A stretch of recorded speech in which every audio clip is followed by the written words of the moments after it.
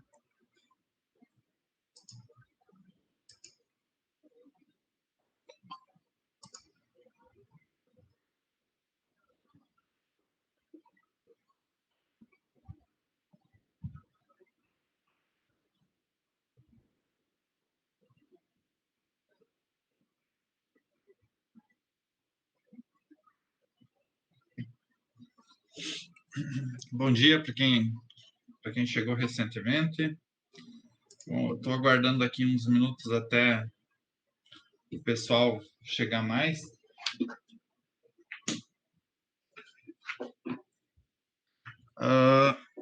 E aí, como é que foi a atividade avaliativa? Como é que vocês se sentiram? Acharam pouco tempo? Tiveram dificuldade?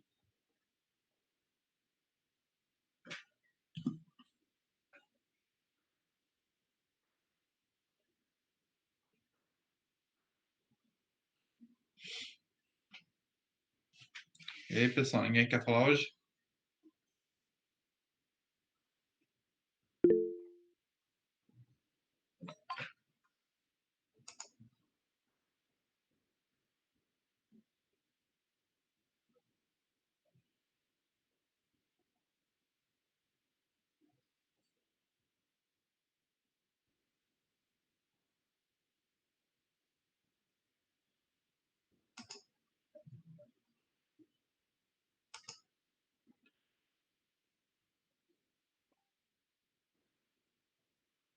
Foi tranquilo?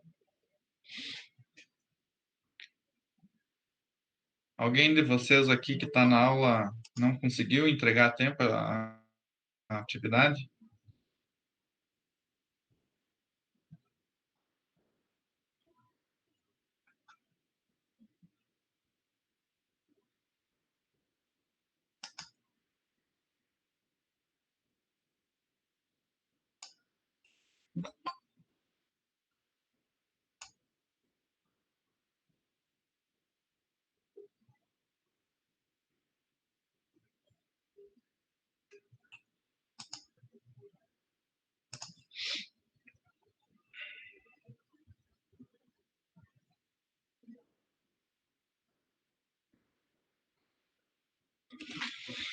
Tá bom, pessoal.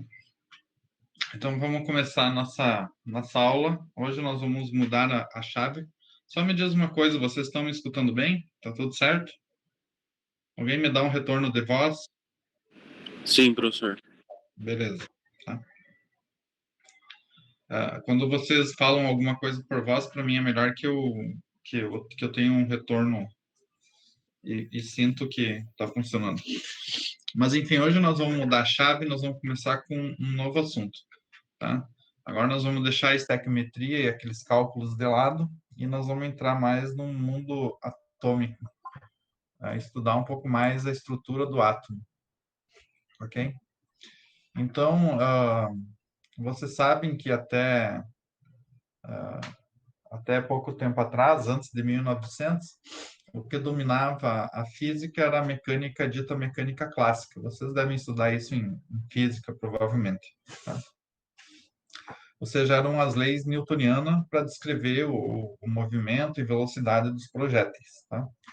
E não que essas leis não se aplicam mais, na verdade, elas funcionam até os dias de hoje para descrever movimentos de projéteis, como uma bola, uma bala, uma maçã, ou, né, esse tipo de objeto.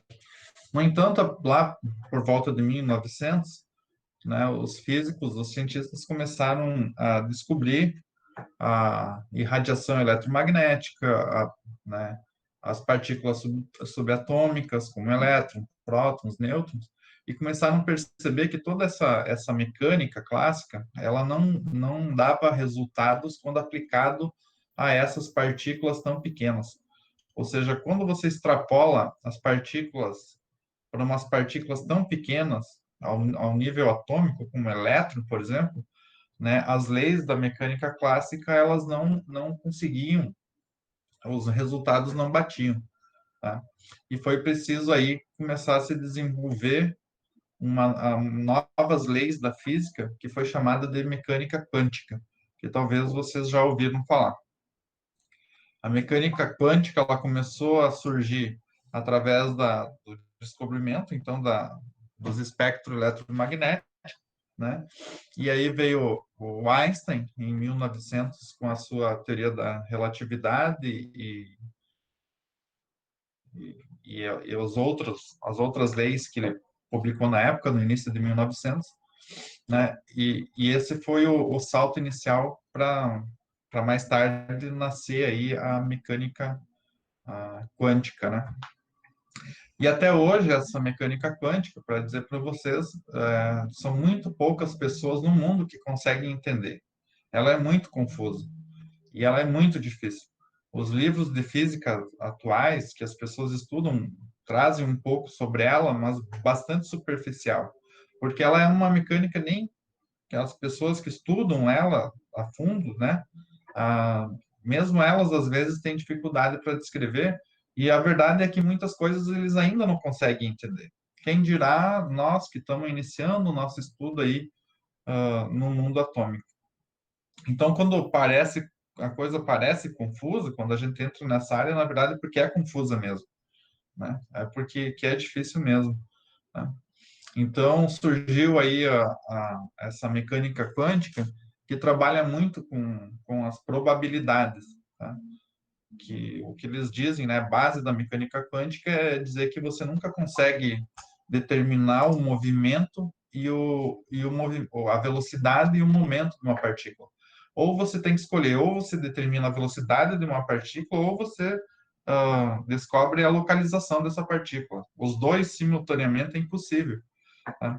A gente não consegue imaginar o que tanta importância tem isso aí, mas a verdade é que depois do desenvolvimento dessas leis da mecânica quântica, né, a gente teve uma explosão de vários tipos de materiais que a gente utiliza hoje em dia, que foi graças ao desenvolvimento dessas leis, né? Então, mesmo Einstein, quando morreu, para vocês terem uma ideia, ele questionava a própria mecânica quântica, né? Um dos fundadores questionava a própria mecânica quântica. O que ele queria dizer era tipo assim: Newton desenvolveu as leis e por mais de 400 anos nós ficamos acreditando que aquelas leis eram as leis do universo, e depois de 400 anos a gente viu que o Newton estava errado. Então, por que se cegar e acreditar que a mecânica quântica é realmente, né, gerando tantas dúvidas, geralmente é a verdade, né, é as leis verdadeiras? Então, o que ele quis dizer é, tipo, para ter calma, que ainda muita coisa tende a ser descoberta. Mas, enfim, vocês podem ler muitos materiais, tem hoje muitos programas de televisão que são bem legais de assistir, que falam um pouco sobre esse mundo aí subatômico. Eu tenho curiosidade, não que eu precise estudar isso aí e não que vocês precisem estudar também. Mas é curioso, tem umas coisas que você fica bem espantado, assim, espanta bastante, né? Ainda mais quando começa a estudar a natureza da luz e esses tipos de coisas aí. Mas, enfim, o que nós temos que tirar para nós aqui, o que a gente quer aprender a partir de agora, é tentar entender, mapear um pouco, né, o que é um átomo e como ele funciona.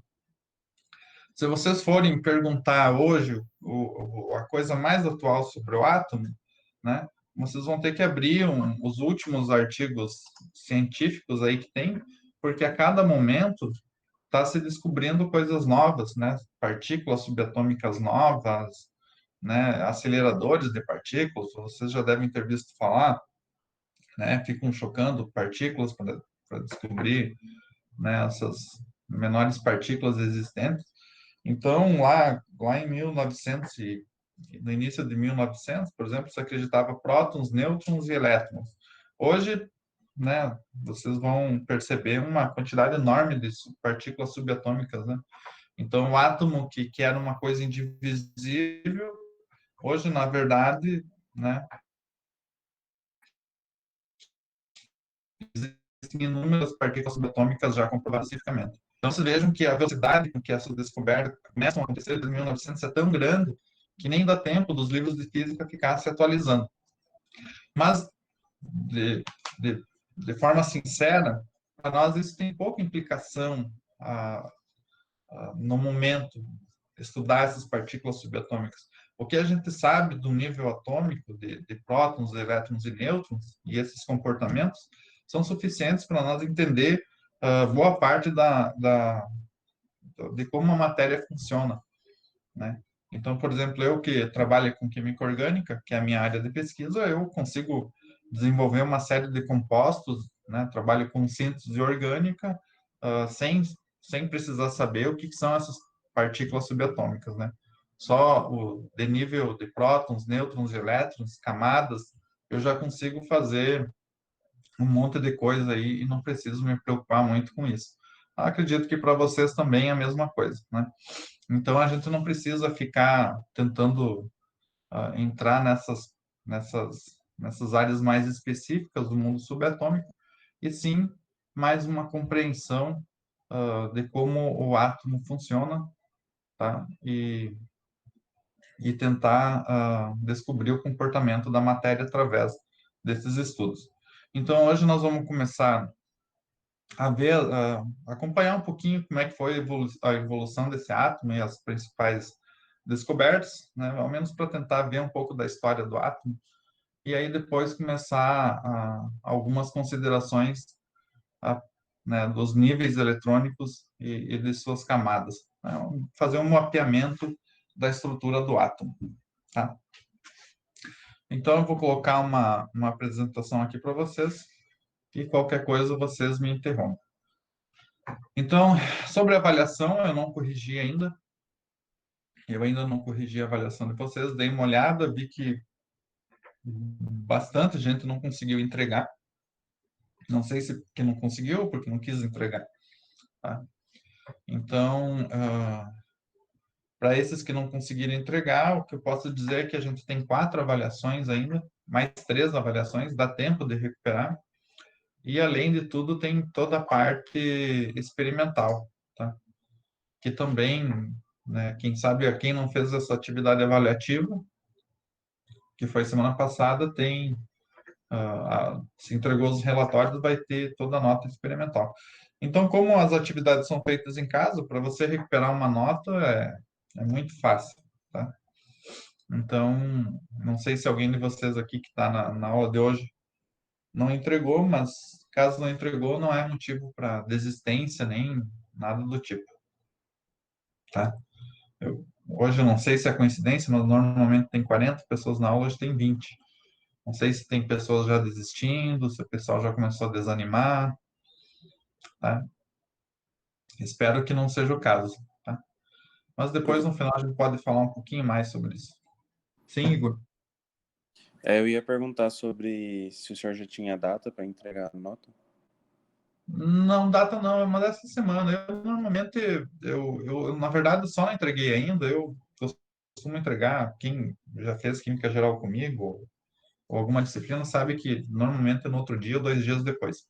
É só porque eu estava em viagem e não consegui, né, retornei para Cuiabá agora, e eu não consegui corrigir devido a isso. Mas no máximo, quarta-feira, terça-feira, amanhã. Perfeito. Professor, eu gostaria de saber se o link definitivo da aula vai ser esse. Por conta que no AVA tá e daí hoje a monitoria mandou esse. Desculpa, Gabriele, você pode repetir? Consegue me ouvir? Sim, consigo. Fala de novo. Assim, na- no AVA tem um link definitivo para segunda-feira. Só que Aham, hoje não é esse mesmo link. A monitora mandou no grupo falando que aham. é isso. E qual que vai ser o realmente Eu definitivo? vou. É que assim, eu não estava conseguindo passar vídeo para vocês e eu percebi porque eu estava usando outro navegador. E que para mim fazer isso eu tinha que usar o Google Chrome. Então eu tive que criar uma outra sala de reunião para mim conseguir passar alguns vídeos, né? Fazia dias que eu estava tentando e não conseguia. Então eu vou botar essa semana um recado lá no. Eu vou adicionar vocês de novo, pegar os e-mails que eu tenho de vocês, colocar de novo, e vocês vão receber um e-mail de confirmação. Então vocês confirmem, tá? E aí vocês vão ver que vai ter esse link lá de acesso. Ah, tá, ok. É que eu tinha entrado no outro, daí eu fiquei uns 15 minutos esperando. É, Aí depois que eu vi que eu tinha mandado eu mensagem. imaginei que ia causar uma confusão, mas foi avisado no WhatsApp, não foi? Aham, foi sim, tranquilo. Tá bom. Então tá, pessoal. Vamos, vamos à apresentação.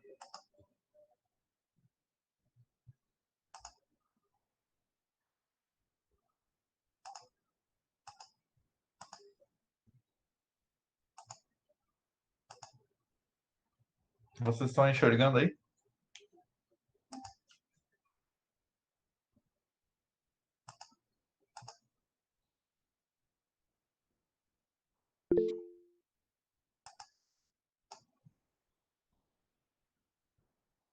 Tá.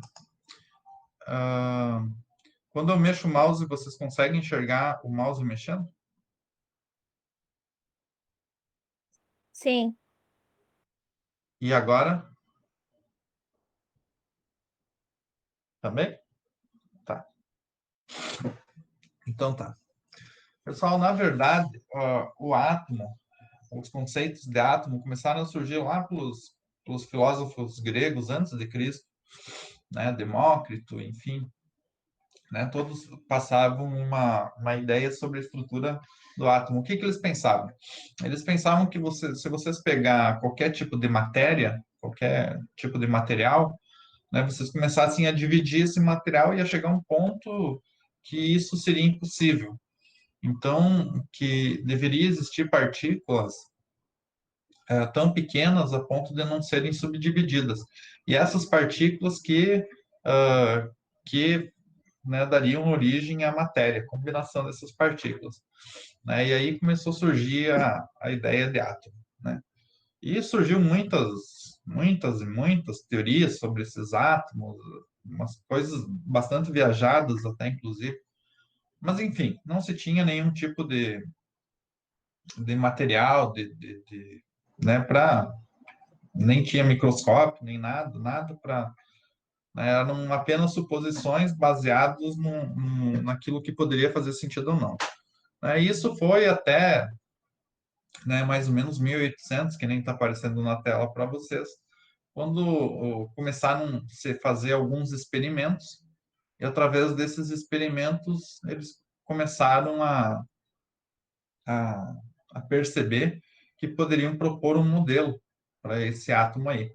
Então, nessa época, começavam a se descobrir alguns ácidos, alguns metais, ferro, ouro. Aí eles descobriram que alguns ácidos dissolviam alguns metais e outros não. Então, eram todas coisas que começavam a surgir, né, despertando uma certa curiosidade né, e aí as pessoas os cientistas da época começaram a ter material para propor alguma coisa mais fundamentada em relação ao átomo. E o Dalton, em 1803, né, ele fez algumas suposições. Então, ele falou que toda matéria é composta por partículas fundamentais, ou seja, os átomos, né? E esses átomos são indivisíveis, eles não podem ser criados nem destruídos, eles são a base da matéria. Tá? E os elementos, os compostos, são feitos por esses átomos. Tá? E que esses átomos são idênticos em dados aspectos. Tá? Então, as transformações químicas são combinações, separações ou rearranjo dos átomos. E isso ele estava bastante certo quanto a isso. Tá? E compostos químicos, por exemplo, como a água, são formados por átomos de dois ou mais elementos em uma razão fixa. O que ele quis dizer com isso? Por exemplo, a água é H2O, dois hidrogênios para um oxigênio. Então, o Dalton ele não estava errado, ele fez muitas suposições corretas. No entanto, a sua teoria ainda deixava algumas coisas em aberto. Tá? Então, duas implicações é que a massa é conservada nas reações químicas, ou seja, os átomos não são destruídos nem criados, e a composição definida, que aí no caso da água. H2O sempre vai ser, a água sempre vai ser dois hidrogênios para cada oxigênio. Né? Então, são duas suposições que até hoje são verdadeiras, provenientes lá da época de Dalton. Tá? E aí começou a se surgir né, logo depois, os primeiros experimentos sobre a eletrólise, o surgimento da eletricidade. Então, eles começaram a perceber que o buraco era mais embaixo, que o átomo não poderia ser simplesmente apenas uma partícula única, né? Ela era formada por subpartículas. Então, começou a surgir aí novas ideias sobre o átomo. E o Thomson, né, lá quase em 1900, ele descreveu um modelo que ele chamou de pudim de ameixas, tá? Então, vocês têm essa figura aí aparecendo aqui no canto direito, tá? Que é como se fosse uma esfera positiva e como se tivesse elétrons, né, incrustados nessa esfera. Então, ele propôs um modelo já considerando partículas subatômicas, né? Era o surgimento do elétron aí. Então, esse era o modelo de Thomson proposto. Tá? Mais tarde, o Rutherford, tá? O Rutherford ele foi mais a fundo. Ele fez alguns experimentos bastante interessantes. Tá? Na época, começou a se descobrir que os elementos, os átomos, poderiam emitir radioatividade. Tá? Então, começou a se descobrir outras partículas, como as partículas alfas, partículas betas e partículas gamas. Então, foi descoberto que uma partícula alfa, por exemplo, ela era carregada positivamente, tá? E tem uma certa massa que é muito maior do que elétron, né? Pequena, mas maior do que elétron. Então, através dessas emissões dessas partículas subatômicas aí, como alfa, beta e gama, outros experimentos começaram a ser desenvolvidos. Então, o que o Rutherford fez? O Rutherford conseguiu, ele pegou um elemento radioativo como o polônio, né? E pegou várias lâminas, por exemplo, com uma lâmina de ouro, e bombardeou, né, essa lâmina de ouro com essas partículas subatômicas, com umas partículas alfas carregadas positivamente. Então, o que ele observou? Ele observou que essas partículas atravessavam a lâmina de ouro, em boa parte, algumas sofriam desvios e outras eram repelidas. Tá? Então, com esse experimento, ele começou a perceber que a matéria, na verdade, ela era um espaço bastante vazio, porque muitas partículas, a maioria delas atravessavam, poucas sofriam desvio e algumas voltavam. Então, inclusive, eu tenho aqui um experimento que eu vou tentar ligar aqui para vocês e vocês me dizem se vocês vão conseguir ver. Deixa eu ver aqui.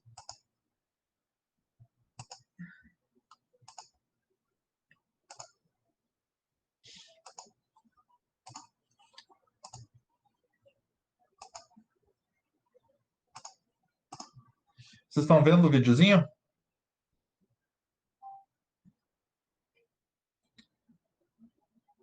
Sim, professor. Apareceu?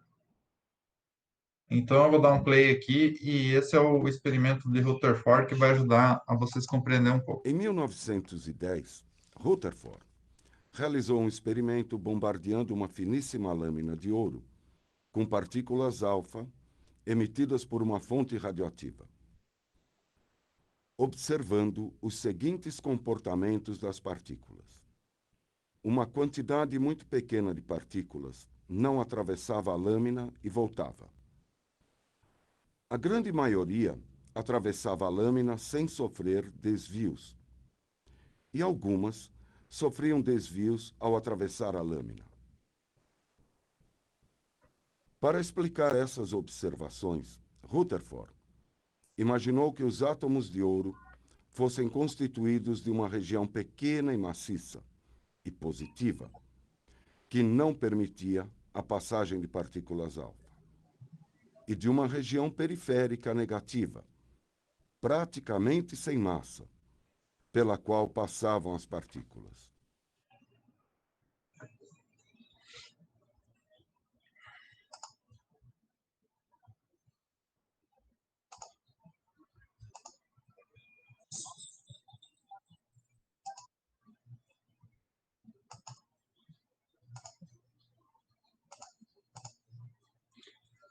Então, voltando aqui, vocês conseguiram acompanhar? Sim, professor. Então, vocês perceberam que o quê? Se uma partícula positiva, como a partícula alfa, batia na lâmina de ouro, então quer dizer que as que atravessavam passavam por uma extremidade de carga contrária, já que as cargas, né, contrárias se atraem. Quando elas batiam na mesma carga, positivo com positivo, elas eram repelidas ou desviadas. Isso significava que a matéria, no caso a lâmina de ouro, era feita por como a maioria atravessava, o espaço era bastante vazio. Então era como se o átomo fosse um grande espaço vazio com um núcleo pequeno positivo. E esse espaço vazio ao redor negativo, que seria formado pelos elétrons. Então, através desse tipo de experimento, ele começou a propor um novo modelo, um novo modelo atômico. Vocês estão conseguindo ver, né, os slides, né?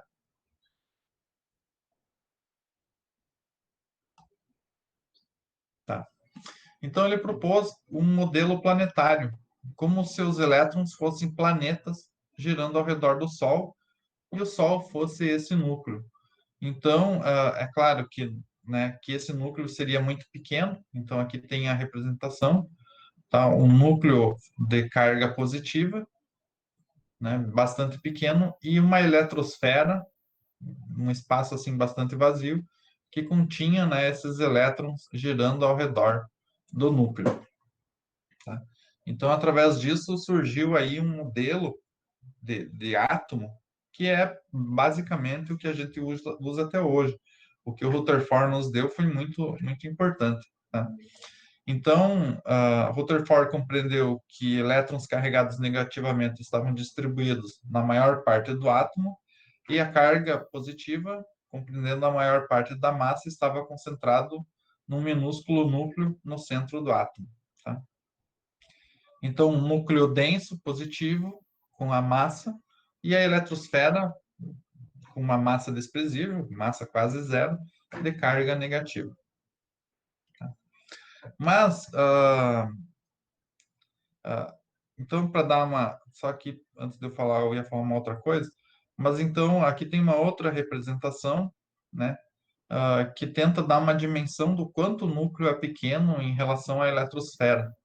Tipo, então parece que, né, dá a sensação de que a matéria é mais espaço vazio do que material cheio. Né?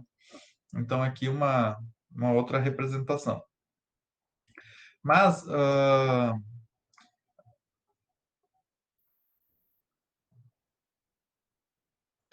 então o Rutherford também propôs outras partículas, tá, através de outros experimentos.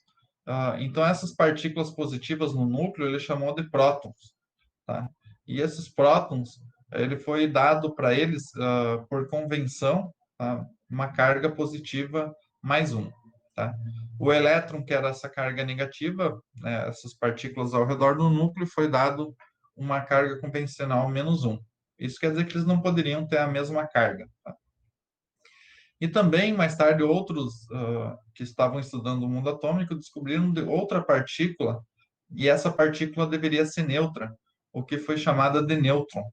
E aí esse nêutron foi dado a carga de zero. Então, hoje, então, acredita-se que o núcleo do átomo seja formado por essas duas partículas, os prótons e os nêutrons, tá? E os elétrons ao redor, aí com a carga negativa.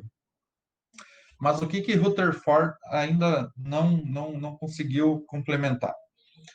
porque tinha toda aquela preocupação com o átomo instável. Por exemplo, se os elétrons tivessem parado ao redor do núcleo, ele cairia no núcleo através da atração. Né? Vocês têm um núcleo positivo, elétron negativo, os dois se atraem, tá? Então, se os elétrons não tivessem movimento ao redor do núcleo, eles cairiam no núcleo e aí vocês teriam um colapso. Tá? É parecido por que os planetas não caem ao redor do Sol. Tá? Então, essa questão ela é chamada a questão do átomo instável. Tá?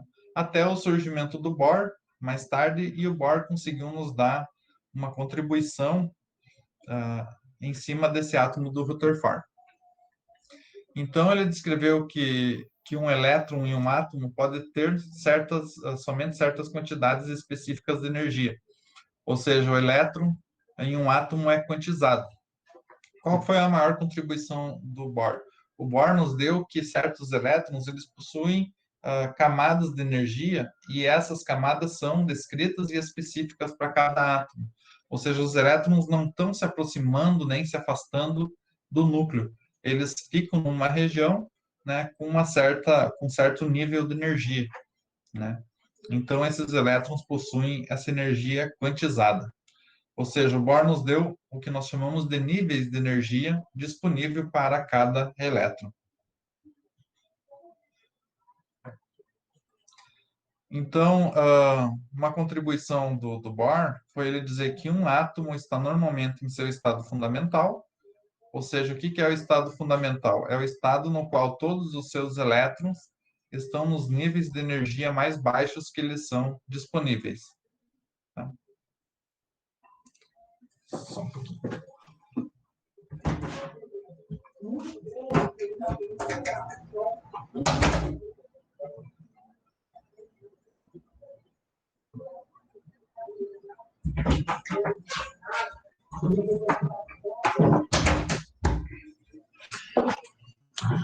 Pessoal, alguém de vocês tem alguma pergunta até aqui? Estão achando muito confuso?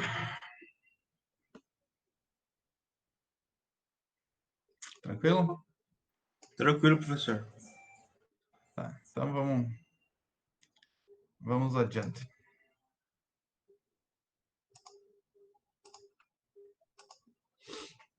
Então, só para voltar ao raciocínio, o que o Bohr nos deu é que esses elétrons giram ao redor do núcleo, mas em níveis específicos de energia. Eles são quantizados, né?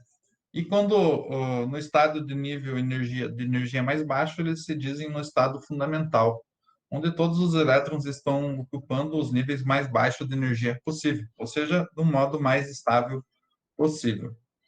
Então, quando um átomo absorve energia, como por exemplo de uma descarga elétrica, esses elétrons, eles ganham energia e podem saltar para um nível superior de energia do que o seu estado fundamental. Quando isso acontece, o átomo é dito que ele está num estado excitado. Tá? Esse é um termo utilizado. Então, alguns dos níveis de energia mais baixos ficam livres, e assim o elétron pode cair de um nível mais alto, voltando para um nível mais baixo. Então, quando um elétron que está no estado excitado, ele retorna para o estado fundamental, ele devolve essa energia que ele adquiriu na forma de um fóton, né, de radiação eletromagnética, né? Ou seja, ele pode emitir luz. Então, é o que acontece quando a gente faz aqueles testes de chama, que queima, por exemplo, alguns elementos, tá? Que formam diferentes cores. Cada elemento, por exemplo, se queima o cobre, ele vai dar uma cor, o sódio vai dar outra cor. É porque através dessa queima, vocês fornecem energia, os elétrons podem saltar para um nível de maior energia e quando retornam, emitem essa energia absorvida. E cada átomo tem né, cada elemento, cada átomo tem a sua característica, por isso que vão emitir cores diferentes, tá? Porque nenhum átomo é igual ao outro. Tá?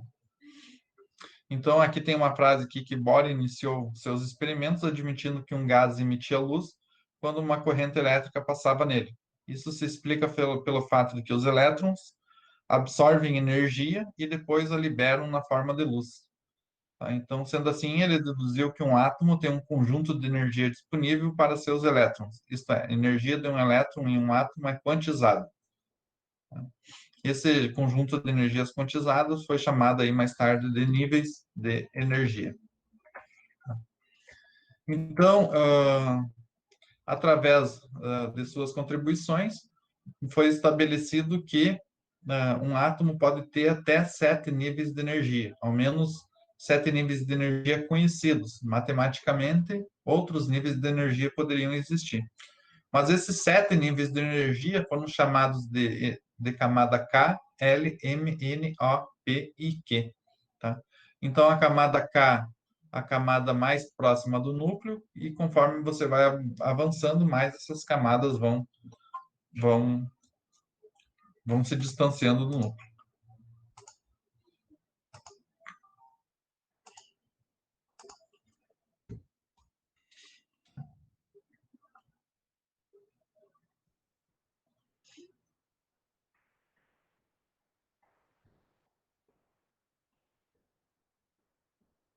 Então, aquilo que eu estava falando no início da aula, né, que aí começou a surgir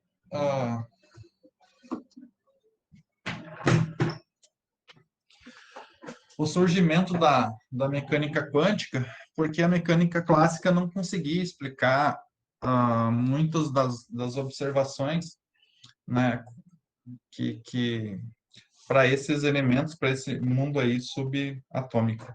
Tá? Então, o Heisenberg, ele estabeleceu, né, que era impossível conhecer ao mesmo tempo a posição e a velocidade de uma partícula, tá? Tal como um elétron. Tá? Então, eles tiveram que reinventar as leis da física, tiveram que reinventar os cálculos para tentar explicar um pouco esse subnível, esse mundo subatômico aí. Tá? O que o Heisenberg quis dizer? Né? Então, começa a surgir aí vários cálculos baseados em probabilidade, tá? Porque probabilidade era o único modelo de você chegar próximo, né, de tentar descrever uma partícula tal como um elétron. Porque ou você escolhia a velocidade ou a posição dela. Então, o que ele queria dizer é que nenhum instrumento pode sentir ou ver um elétron sem influenciar no seu movimento. Então, toda vez que você tentava detectar o movimento e a velocidade, você teria que usar algum tipo de energia, né? Algum tipo de qualquer coisa. E essa qualquer coisa já ia influenciar num elétron, porque ele é tão pequeno, a sua massa é tão desprezível, que era impossível você tentar fazer essas duas determinações ao mesmo tempo. Então, é como se você pegasse um super microscópio e tentasse observar um elétron. E quanto mais você tentasse se aproximar desse elétron, mais ele se tornaria difuso e mais complicado começaria a ser essa determinação. Então, tem um exemplo até que é bastante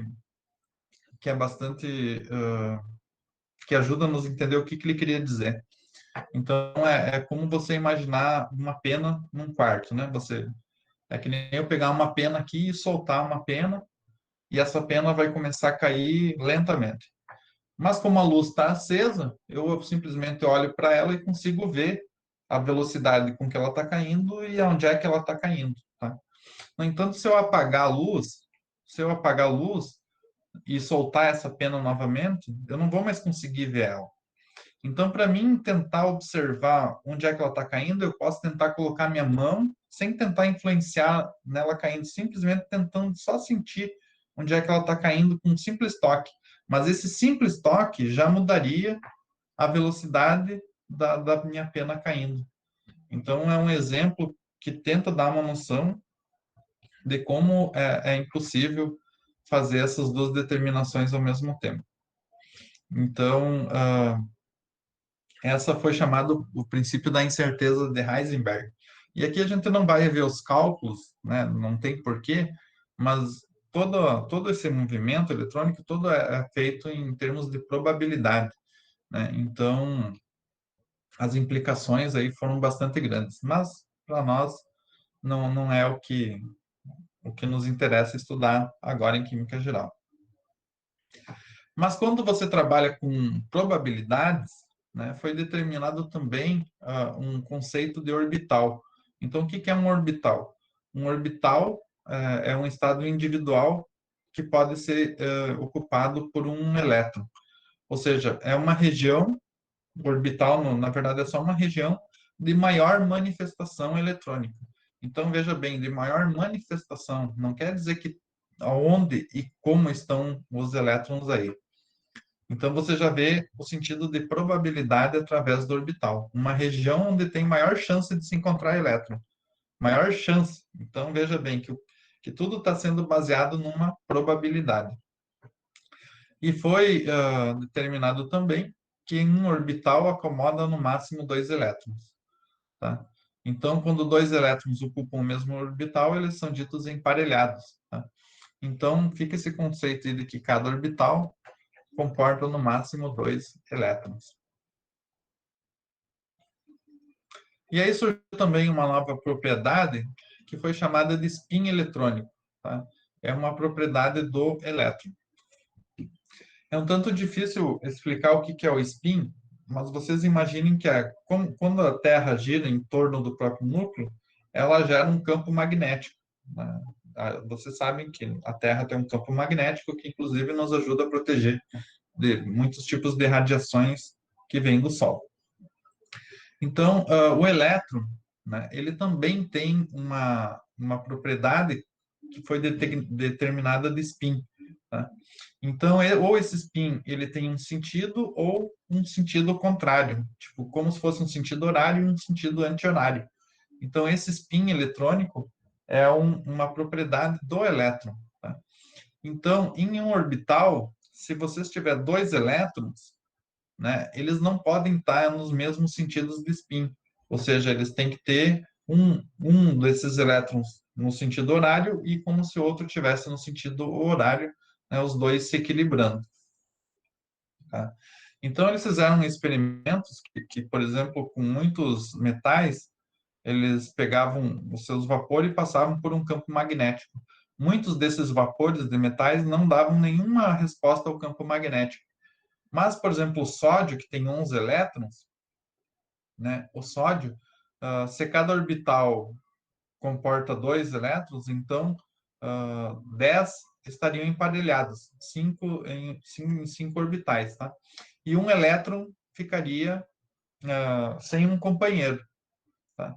Então, o spin desse que não tinha nenhum companheiro é o que fazia com que o sódio responderia a um campo magnético, né, diferente de alguns que tinham todos os seus elétrons emparelhados. Então, são experimentos feitos que demonstravam esse efeito aí do spin. Tá? Então, aqui fala do paramagnetismo, que era o que eu acabei de falar, na verdade, né? Quando você tem spins se anulando, você não tem nenhuma resposta ao campo magnético. Né? E quando você tem alguns materiais são paramagnéticos justamente porque eles têm, né, um spin desemparelhado, eles têm essa resposta ao campo magnético.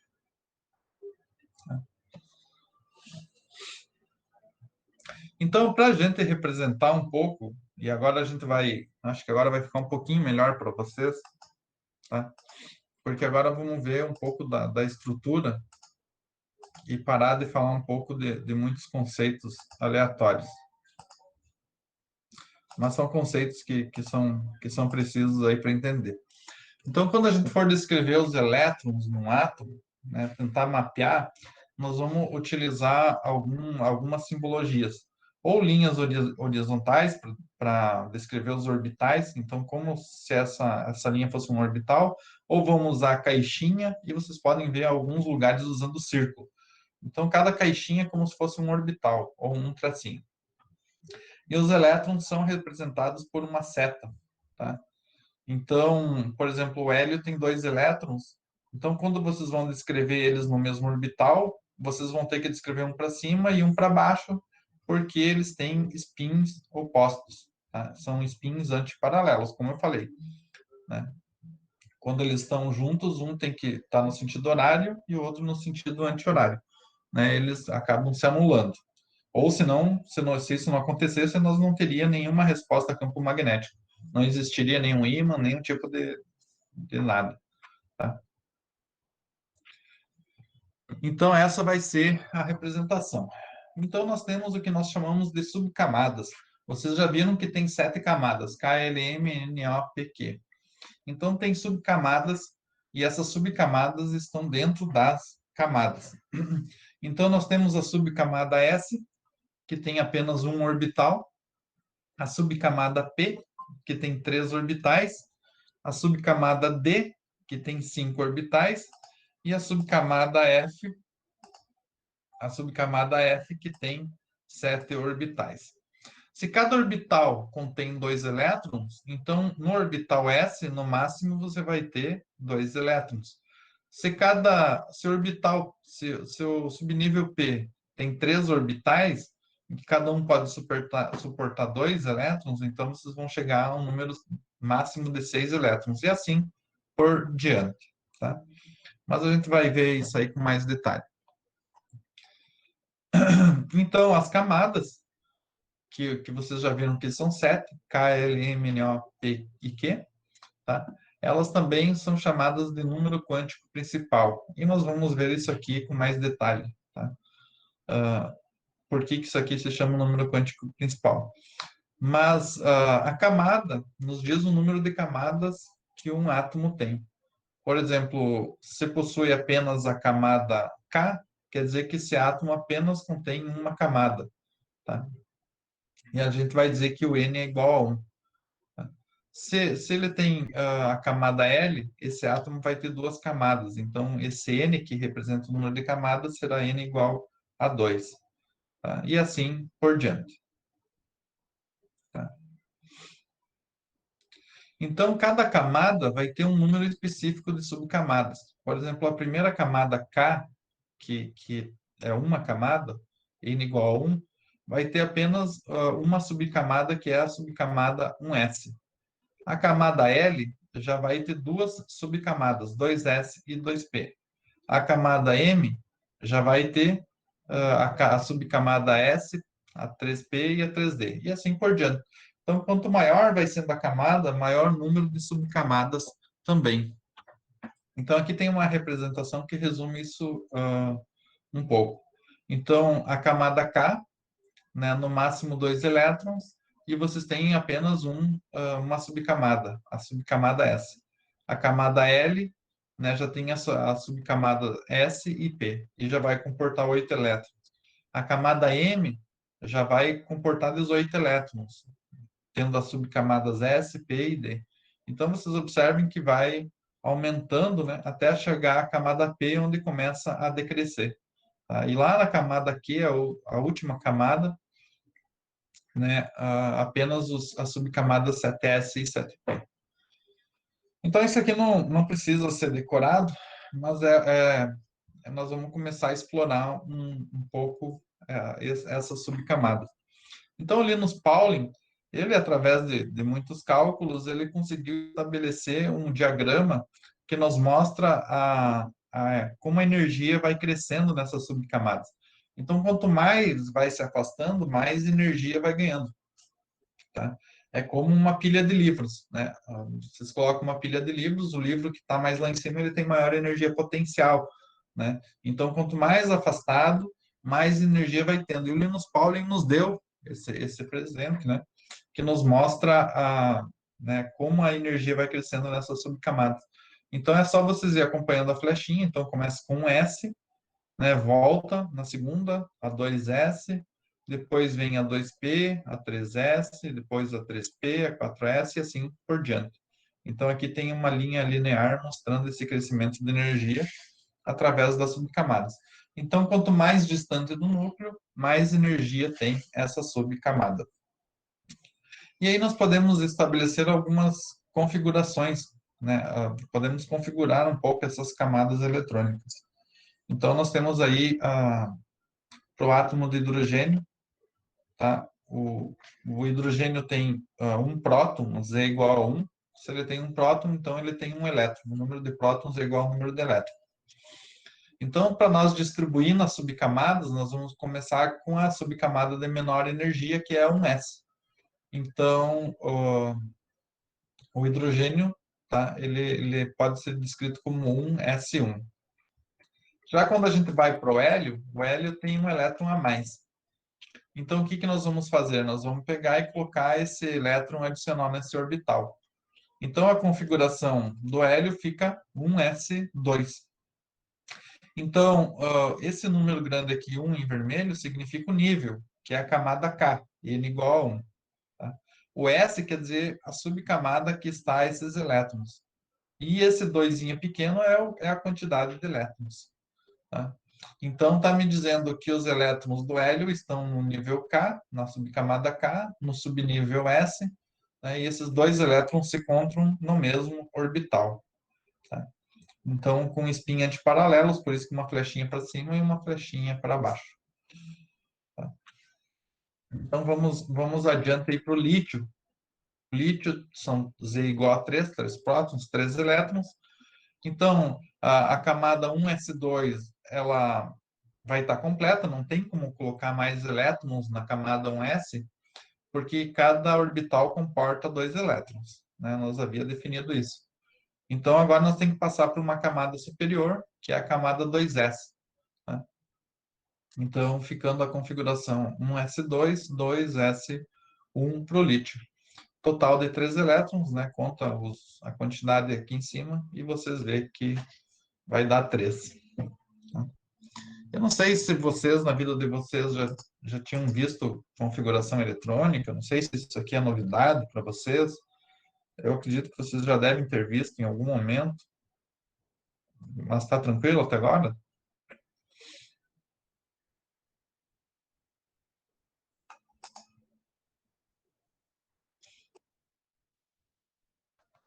Certo? Então tá. Não é tão difícil também de entender. Tranquilo. Então, aí surge uma regra de Hund que é muito importante para nós. Que ele estabeleceu que os elétrons numa mesma subcamada,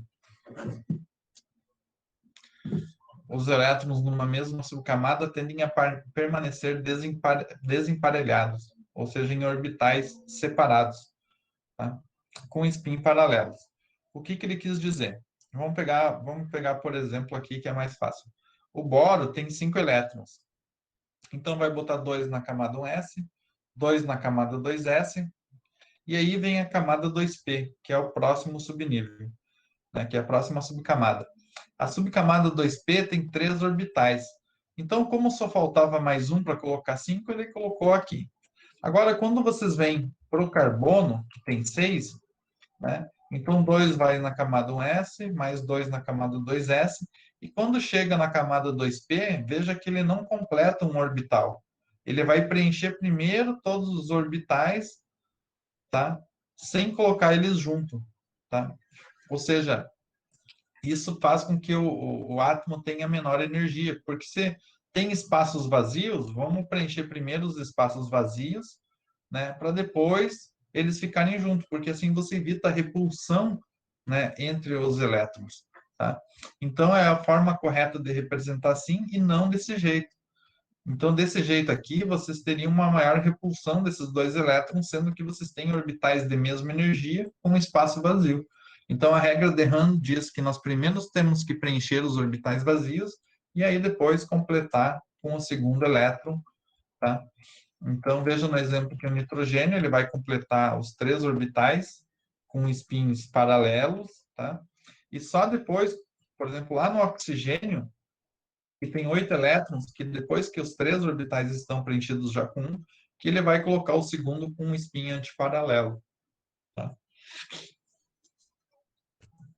Aí tem outros exemplos, por exemplo, do flúor, né? Já preencheu o outro, e no neônio, que é um gás nobre, então no neônio todos estão completos, né? Então, se tivesse mais elétrons, agora só uma próxima subcamada. Tá? Então, isso é muito importante. Então, nunca colocar 2 elétrons antes de preencher os orbitais de mesma energia. Tá? Então, aqui é só uma representação de energia, tá? Então, aqui tem duas camadas. Então, a camada 1 tem o subnível, uma subcamada 1S, né? E quando vocês passam para uma camada maior, como a camada L, vocês têm o 2S de menor energia e o 2P de maior energia. Então, essa representação, eu só queria dizer para vocês que, por exemplo, o 2P, que tem 3 orbitais, eles estão os três na mesma energia, na mesma linha. Isso quer dizer que eles têm a mesma energia e eles são ditos degenerados. Então, às vezes, a gente vê essa palavra, os orbitais são degenerados, e a gente fica confuso. Na verdade, eles só querem dizer que tem a mesma energia. Tá? Então, para entender isso aí.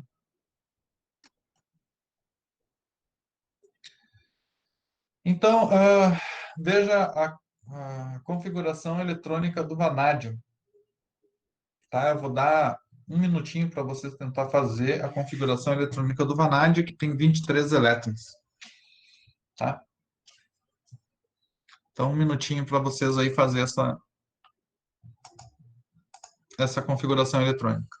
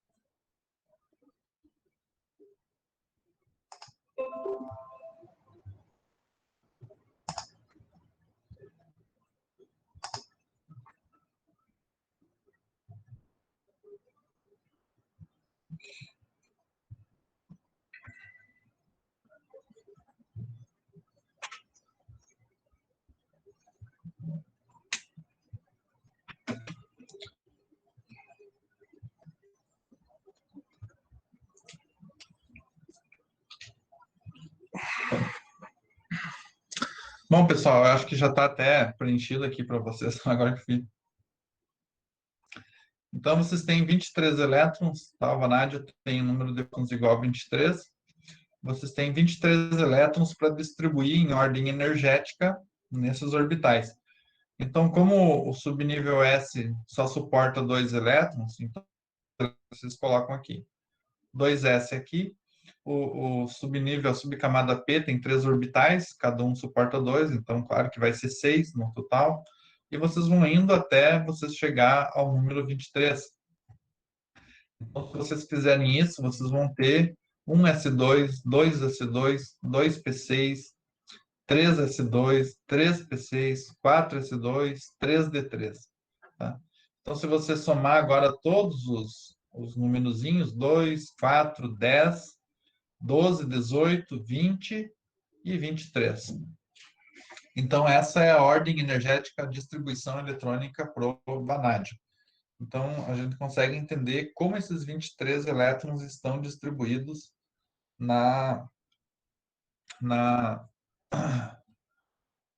ao redor do núcleo. Tá? Então, a gente vai entender um pouquinho mais na próxima aula, quando a gente estudar, a gente vai ver algumas coisas ainda sobre essas distribuições, tá? Mas, basicamente, é seguindo o diagrama. E temos também o que nós chamamos de ordem geométrica. Vocês vejam aqui, por exemplo, que o subnível 4, ele é mais externo, né? O número 4, ele deveria estar mais externo. Mas ele tem energia menor, por isso que ele vem antes. Tá? Aqui é uma distribuição de energia. Tá? Então, a camada 4, por mais que ela esteja afastada, ela tem menos energia que a camada 3D. E a gente vai entender isso aí quando a gente vê a forma dos orbitais. Tá? Então, a gente tem que ver uma coisa por vez para tentar entender. Então, essa discussão aí nós vamos deixar para a próxima aula. Por que a camada 4S é de menor energia que a 3D? Tá? Então, só para adiantar um pouquinho, o orbital S ele é redondo, ele é circular, e com isso ele tem uma maior proximidade do que o núcleo. Em relação a 3D, que vocês vão ver como é que é o formato dos orbitais D. Então, só para adiantar, é isso que acontece. Mas se vocês botar numa ordem geométrica, tipo, quando as camadas vão se afastando, aí vocês têm uma inversão. Mas para nós, o que importa mesmo é a ordem energética, tá? Essa aqui é a ordem que nos interessa. Então, na camada K, nós temos 2 elétrons, tá? Porque é do número 1. Na camada L, que é a camada 2, nós vamos ter que pegar todos esses elétrons da 2, então 6, 8. Na camada M, que é a camada 3, a gente vai ter o 3s2, 3p6, 3d3, dando 11. E a camada 4, que é a camada N, é apenas 2 elétrons. Tá? O subnível mais energético é o 3D, né? Porque o Linus Pauling nos deu essa ordem de energia, tá? Mas a camada, o subnível mais externo é o 4S, porque ele está na camada N, né? Ele está na camada 4, ele está mais longe, tá? Mas nem por isso ele tem maior energia, como eu já havia falado. Então, várias coisas da distribuição eletrônica nós vamos ver com mais calma agora na próxima aula, e aí nós vamos começar a entender um pouquinho mais sobre isso aí. Então, essa é uma aula assim com muita regra, muita teoria.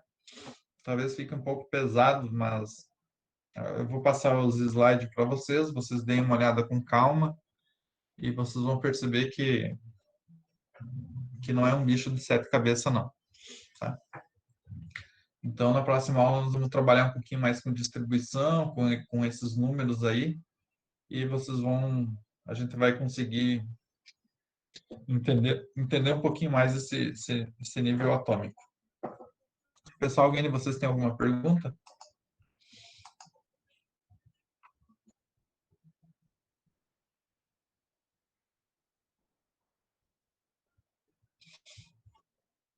Não?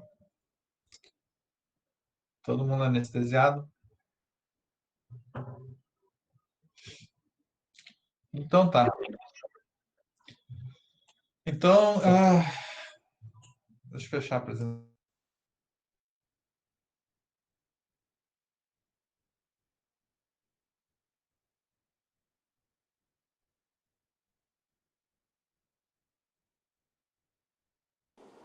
Acho que o professor desligou tudo, ao invés de desligar.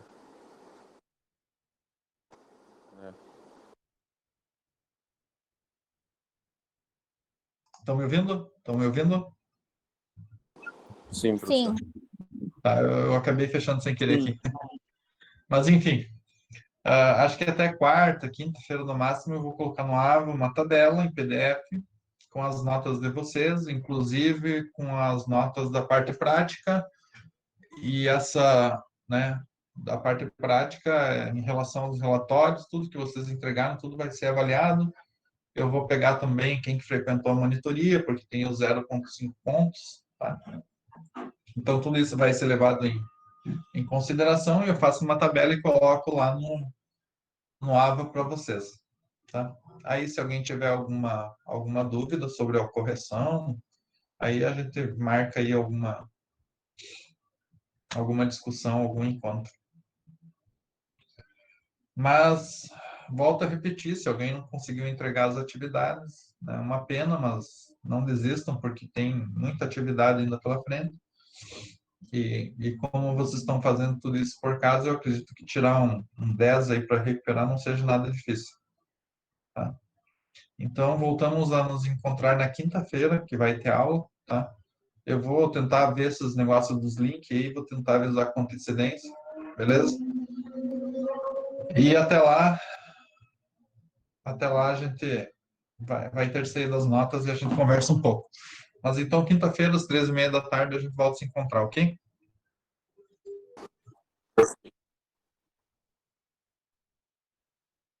Não. Essa é uma atividade, assim, para vocês ver que, né, quando eu dava experimental, a gente fazia os experimentos, mas a prova sempre era teórica, tá? A gente trabalhava os assuntos lá na prática e depois fazia uma prova, né? Então, sempre tinha lista, sempre tinha que ficar exercitando, né? Porque a matéria experimental é para você exercitar a prática, né? Então, você vê a teoria de forma prática, mas a gente sempre cobrava a parte teórica. Então, eu passei uma lista assim para vocês não ficarem desfalcados nesse assunto, já que a gente não vai fazer prova prática. É mais para vocês fazerem aí. E talvez mais para frente eu faça alguma prova com vocês, então vocês vão se basear nessa lista aí.